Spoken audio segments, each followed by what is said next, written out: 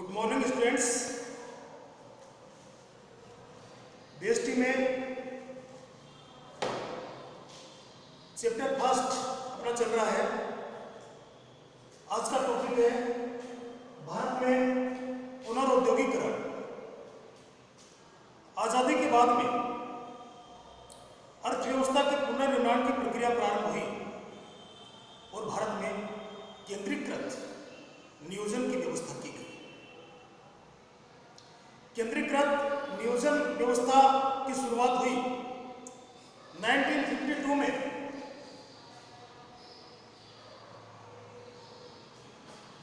First पंचवर्षीय योजना बनाई गई।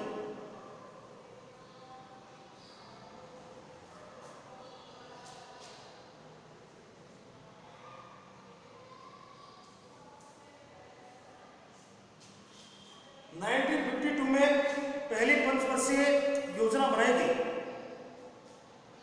इस योजना में आधुनिक उद्योगों, आधुनिक तकनीक, विज्ञान, अंतरिक्ष और परमाणु कार्यक्रमों को अधिक महत्व दिया गया। यानी इस पंचवर्षीय योजना में आधुनिक तकनीक, आधुनिक उद्योग, वैज्ञानिक संस्थानों, अंतरिक्ष और परमाणु कार्यक्रमों को अधिक महत्व दिया गया। इन पर ज्यादा बल दिया गया।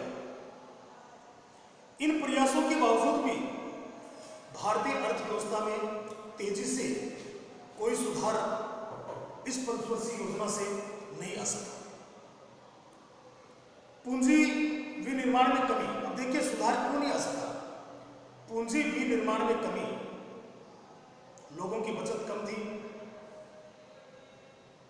मार्केट में कम जाती थी, तो वापस पूंजी का निर्माण नहीं हो पा रहा था। हमारे पास में अगर 1 लाख रुपए हैं, 1 लाख रुपए को हम किसी बॉक्स में बंद करके रख देते हैं और 10 साल बाद निकालें तो 1 लाख से ज्यादा नहीं होंगे, वो 1 लाख ही मिलेंगे। वो 1 लाख रुपए अगर कहीं मार्केट में जाते, हम बैंक में डिपॉजिट कराते, बैंक किसी को उधार देता, तो पूंजी निर्माण की दर बढ़ती। तो लोगों की बचत कम थी, मार्केट में लोगों का पैसा नहीं जा पाता था, तो पूंजी निर्माण की दर कम थी। धीमी गति का कारण बता रहा हूं। 1952 में जो पंचवर्षीय योजना बनाई गई थी, उसके सही परिणाम नहीं आ पाए थे क्योंकि पूंजी निर्माण की दर कम थी। इसके अलावा जनसंख्या वृद्धि, रक्षा पर भारी खर्चा, अपर्याप्त बुनियादी संरचना आदि इसके प्रमुख कारण रहे थे। भारत विदेशी स्रोतों से उधार लेने पर अत्यधिक निर्भर था। भारत के पास में इतना रुपया नहीं था कि अपना विकास कर सके, तो विदेशों से धन उधार लेने पर अधिक निर्भर था। और अंत में 1991 में आर्थिक उदारीकरण पर सहमत हुई। 1991 में भारत ने आर्थिक उदारीकरण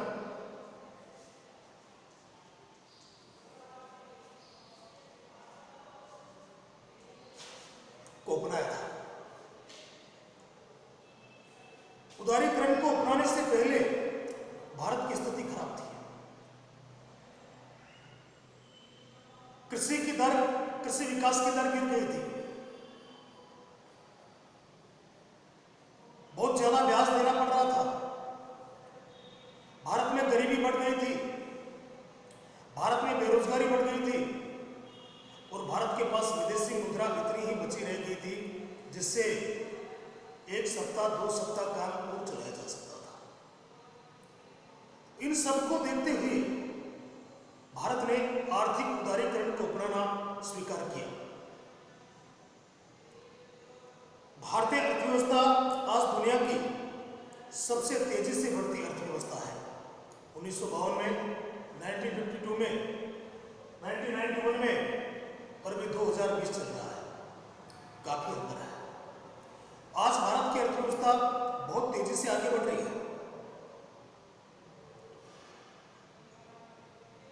बढ़ती आय, बचत, निवेश के अवसर, घरेलू खपत में बढ़ोतरी और युवा जनसंख्या मिलकर आने वाले दशकों में भारत के विकास को सुनिश्चित करेंगे। लोगों की आय बढ़ रही है, लोगों की बचत बढ़ रही है, युवाओं की जनसंख्या ज़्यादा है, तो निश्चित रूप से भारत का विकास आने वाले समय में विकास होता हुआ प्रतीत हो रहा है।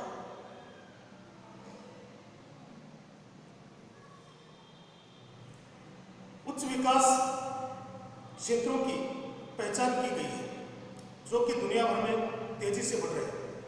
और भारत सरकार ने अभी हाल ही में जो पहल की है, क्या पहल की है देखिए, make in India, skill India, digital India, ये जो पहल भारत सरकार ने की है, इनका काफी असर हुआ है और भारत की अर्थव्यवस्था तेजी से आगे बढ़ी है। भारत की नवनिर्मित विदेशी व्यापार नीति 2015-20 विदेशी व्यापार नीति 2015 से 20 तक के लिए बनाई गई है, से भारतीय अर्थव्यवस्था को निर्यात, आयात और व्यापार संतुलन के मामले में मदद मिलने की उम्मीद है। तो ये था टॉपिक भारत में पुनर्उद्योगीकरण। 1952 में क्या स्थिति थी, 1991 में क्या स्थिति है और 2020 में आज भारत विकसित देशों की श्रेणी में खड़ा है।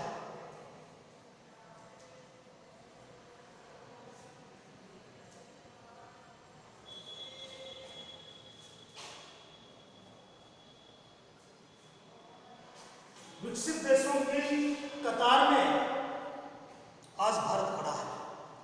हालांकि अभी विकसित देश बन नहीं पाया है, लेकिन आने वाले समय में भारत विकसित देश ही होगा।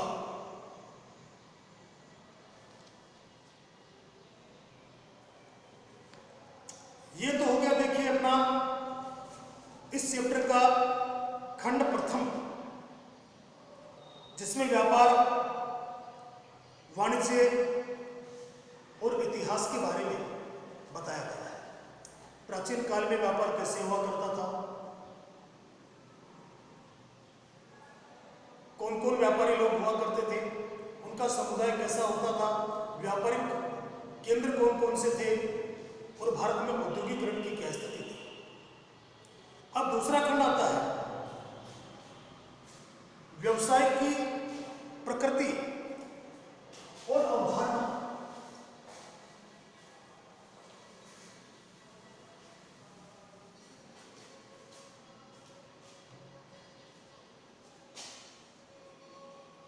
व्यवसाय की प्रकृति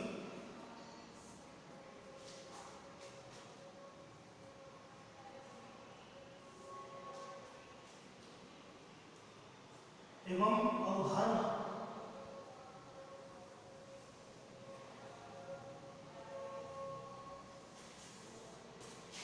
व्यवसाय की प्रकृति एवं अवधारणा खंड 2।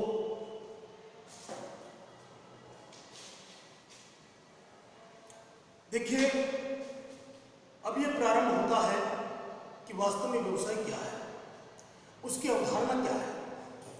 अब तक जो कुछ आपने देखा वो भारत के प्राचीन इतिहास, प्राचीन काल में व्यापार कैसे हुआ करता था, इसके बारे में था।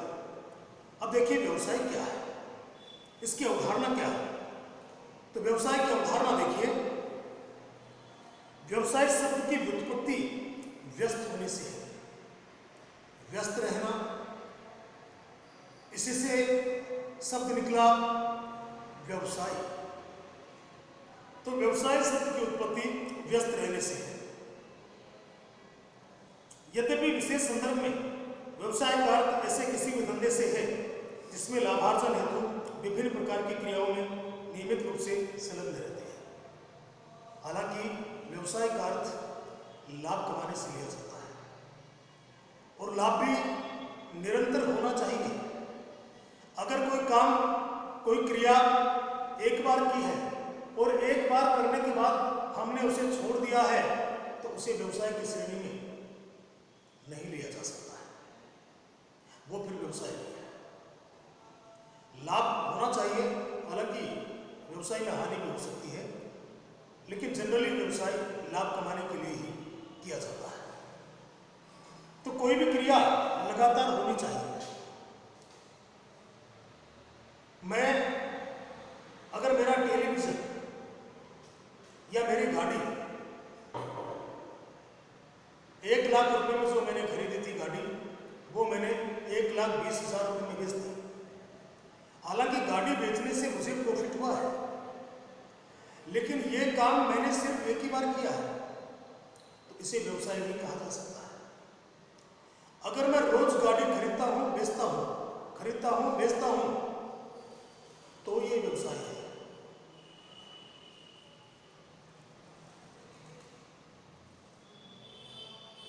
व्यवसाय की क्रियाएं अन्य लोगों की आवश्यकताओं की संतुष्टि के लिए की जाती है। अन्य लोगों की आवश्यकताओं को संतुष्ट करने के लिए ही उत्पादन, क्रय विक्रय, विनिमय और आपूर्ति से संबंधित सेवाएं दी जाती है।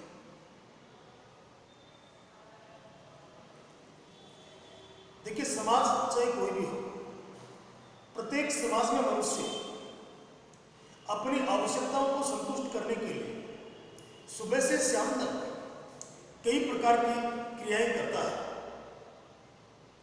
इन क्रियाओं को जनरली हम 2 भागों में बांट सकते हैं। कौन कौन सी क्रियाएं? आर्थिक क्रियाएं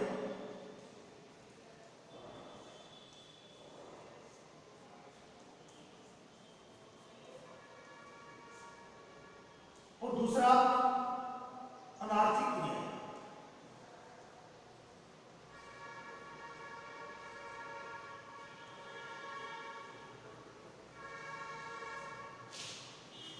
इन क्रियाओं को 2 भागों में बांटा जा सकता है, आर्थिक क्रियाएं और अनार्थिक क्रियाएं।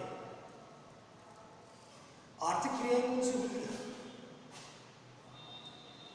जिनके द्वारा हम अपने जीवन यापन के लिए धन कमाते हैं, ऐसी क्रियाएं आर्थिक क्रियाएं कहलाती हैं।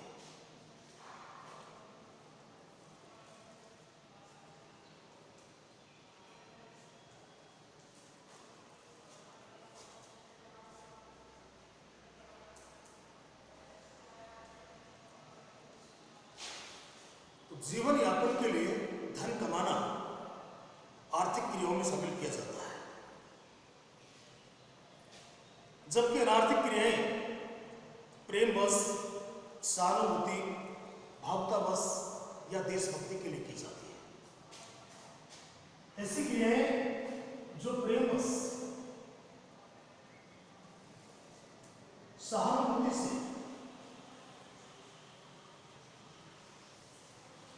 देश प्रेम,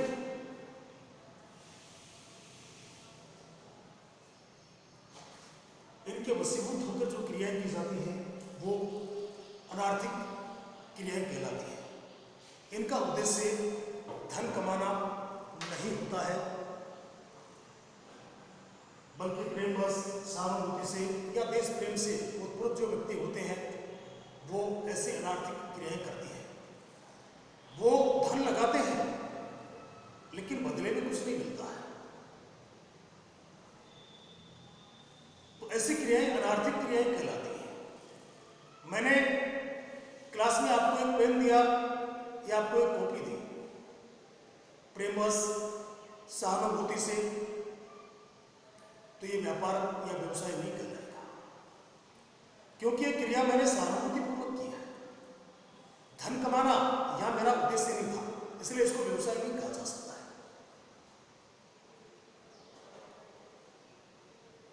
अब आर्थिक क्रियाएं कौन कौन सी हैं? एक श्रमिक द्वारा फैक्ट्री में काम करना। अगर कोई श्रमिक फैक्ट्री में काम करने जा रहा है तो क्या करने जा रहा है? वो धन कमाने के लिए जा रहा है, तो ये आर्थिक क्रिया है। कोई डॉक्टर अपने क्लिनिक पर जाता है तो ये भी क्या है? एक आर्थिक क्रिया है। क्योंकि क्लिनिक पर धन कमाने के लिए जाता है।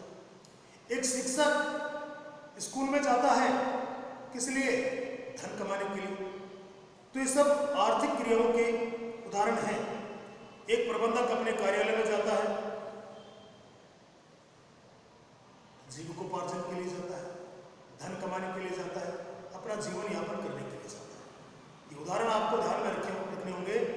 एक श्रमिक का कारखाने में जाना, एक शिक्षक का अध्यापन कार्य के लिए जाना, एक डॉक्टर का क्लिनिक पर जाना, एक प्रबंधक का अपने कार्यालय में जाना, ये सब आर्थिक क्रियाओं के उदाहरण हैं, क्योंकि ये सब लोग धन कमाने के लिए, अपने जीवन यापन करने के लिए वो क्रिया कर रहे हैं।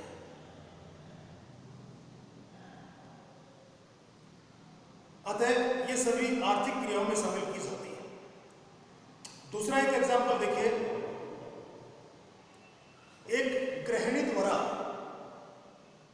परिवार में हमारी माता द्वारा या पत्नी द्वारा परिवार के लिए भोजन पकाना, भोजन बनाना, क्या ये आर्थिक क्रिया है?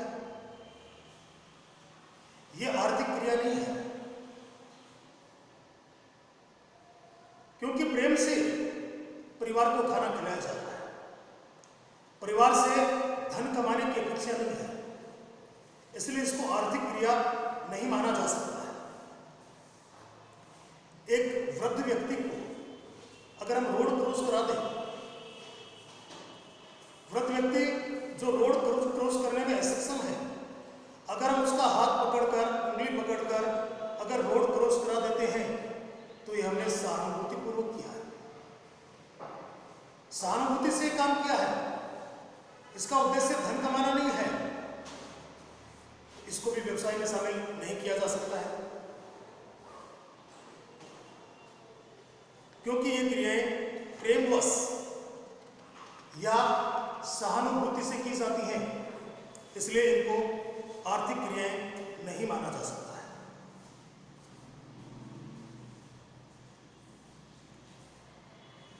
देखो बच्चों, व्यवसाय की डेफिनेशन, परिभाषा मैंने आपको पहले बताई थी कि व्यवसाय एक आर्थिक क्रिया है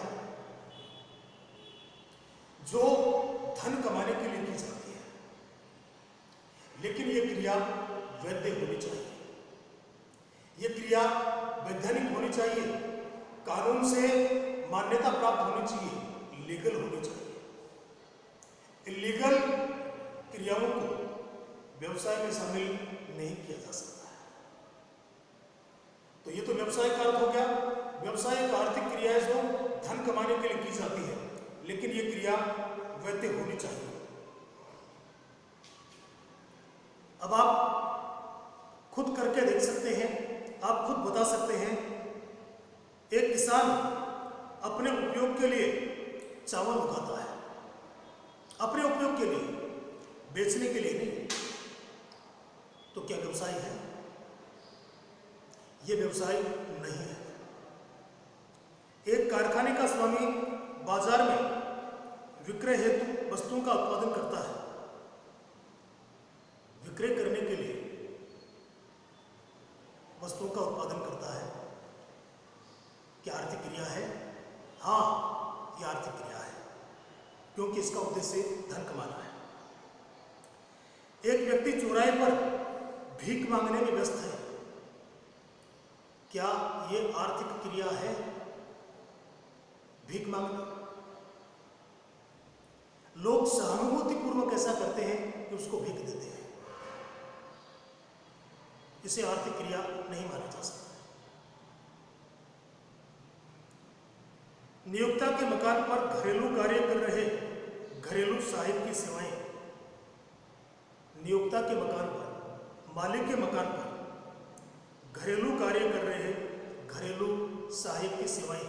तो कोई घरेलू काम कर रहा है उनके यहाँ, तो अपने जीवन यापन के लिए कर रहा है, आर्थिक क्रिया है। घर पर घरेलू कार्य कर रही गृहिणी की सेवाएं, घर पर गृहिणी अगर खाना पकाती हैं, कपड़े धोती हैं, तो इसके बदले में वे परिवार के लोगों से कुछ नहीं लेती हैं, इसलिए यह आर्थिक क्रिया नहीं है। तो बच्चों आज इतना ही। अगली क्लास में देखेंगे व्यावसायिक क्रियाओं की विशेषताएं, क्या क्या विशेषताएं हैं व्यवसाय की, ये अगली क्लास में बात करेंगे। Okay, thanks.